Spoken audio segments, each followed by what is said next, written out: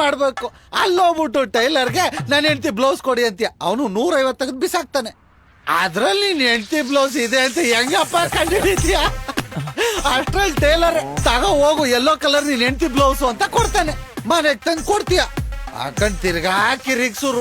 ಅಯ್ಯೋ ಈ ಡಿಸೈನ್ ಸರಿ ಇಲ್ಲ, ಹಿಂದೆ ಬಾರ್ಡ್ರ್ ದೊಡ್ಡದೇ ಹೇಳಿದ್ದೆ, ಫಿಟ್ಟಿಂಗ್ ಸರಿ ಇಲ್ಲ ಅಂತ ಕಿರ್ಚಾಡ್ಬಿಡ್ತಾಳೆ. ಟೈಲರು ಜಾಕೆಟ್ ನೆಟ್ಕೊಲ್ದಿಲ್ಲ ಅಂದ್ರೆ ನೀನೇನ್ ಮಾಡಕ್ಕಾದದು? ನೀನ್ ಜಾಕೆಟ್ ಹೊಲಕ್ಕಾದದ ಇಲ್ಲ.